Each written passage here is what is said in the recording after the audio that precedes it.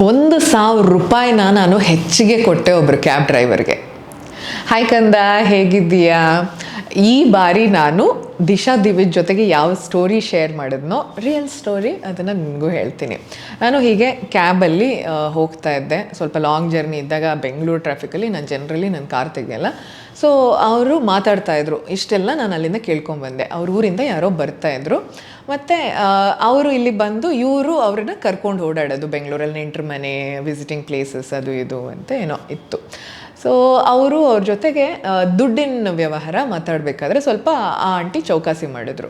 ಆವಾಗ ಇವ್ರು ಹೇಳ್ತಾಯಿದ್ರು, ನೋಡಿ ಬೇಜಾರು ಮಾಡ್ಕೋಬೇಡಿ, ನಮ್ಮೂರವ್ರು ನೀವು ಯಾವಾಗ ಬಂದರೂ ನಾನು ನಿಮ್ಮನ್ನು ಕಾಸು ಕೇಳೋದಿಲ್ಲ. ಈ ಬಾರಿ ನಂಗೆ ನಿಜವಾಗ್ಲೂ ಹಣದ ತೊಂದರೆ ಇದೆ, ಹಾಗಾಗಿ ನಾನು ನಿಮ್ಮನ್ನು ದುಡ್ಡು ಕೇಳಿದೆ, ಇಲ್ದಿದ್ರೆ ಪೆಟ್ರೋಲಿಗೆ ಕೇಳಿದೆ ಹೊರತು ಅದನ್ನು ಕೇಳ್ತಾ ಇರಲಿಲ್ಲ ನಾನು ನಿಮ್ಮನ್ನು ಅಂತ ಹೇಳಿದ್ರು. ಅವರು ಇಷ್ಟೊತ್ತು ಅವ್ರ ದನಿ ಕೇಳಿದಾಗ ಅವ್ರ ಮಾತಲ್ಲಿ ನೋವು ಕಾಣಿಸ್ತು, ನಿಜವಾಗ್ಲೂ ಕಷ್ಟದಲ್ಲಿದ್ದಾರೆ ಅಂತ ಅರ್ಥ ಆಯಿತು.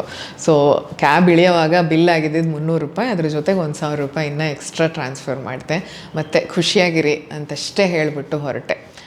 ಈ ದುಡ್ಡು ಅವ್ರಿಗೆ ಎಷ್ಟೋ ಸಾಲ ಇರ್ಬೋದು, ಅದರಲ್ಲಿ ಸಣ್ಣ ದುಡ್ಡಾಗಿರ್ಬೋದು, ಬಟ್ ಅವ್ರಿಗೆ ಇರೋ ಕಷ್ಟದಲ್ಲಿ ಒಂಚೂರು ಸಹಾಯ ಆಯಿತು ಅಂತ ಅಂದ್ಕೊಳ್ತೀನಿ ಅಲ್ವಾ. ಸೊ ಇದನ್ನೇ ನಾನು ನಿಮ್ಗೆ ಹೇಳಬೇಕು ಅಂತ ಇರೋದು, ಯಾವಾಗಲೂ ನಿಮ್ಮ ಕ್ಷಮತೆ ಇದ್ದಷ್ಟು ಒಬ್ರಿಗೆ ಸಹಾಯ ಮಾಡಲೇಬೇಕು ನೀವು. ಈಗ ನಾವು ದುಡ್ಡು ದುಡಿತೀವಿ ಅಂದರೆ ನಮ್ಮ ದುಡ್ಡನ್ನು ನಾವು ಯಾವುದಕ್ಕೆ ಡಿವೈಡ್ ಮಾಡ್ತೀವಿ? ಮನೆ ಸಾಮಾನು, ಮನೆ ಬಾಡಿಗೆ, school fees, trips, shopping, savings, ನಮ್ಮ ಪರ್ಸ್ನಲ್ ಎಕ್ಸ್ಪೆನ್ಸಸ್ ಅಂತೆಲ್ಲ ಅಲ್ವಾ.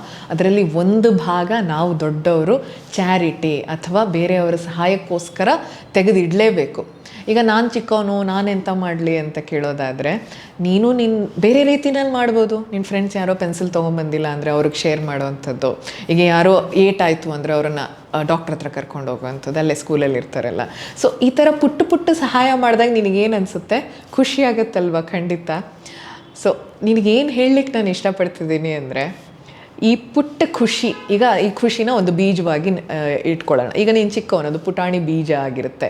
ಹೀಗೆ ಮಾಡ್ತಾ ಮಾಡ್ತಾ ನೀನು ಅದಕ್ಕೆ ನೀರು ಹಾಕ್ತಾ ಹೀಗೆ ಒಬ್ಬೊಬ್ರಿಗೆ ಸಹಾಯ ಮಾಡ್ತಾ ಅದೊಂದು ಗಿಡ ಆಗುತ್ತೆ.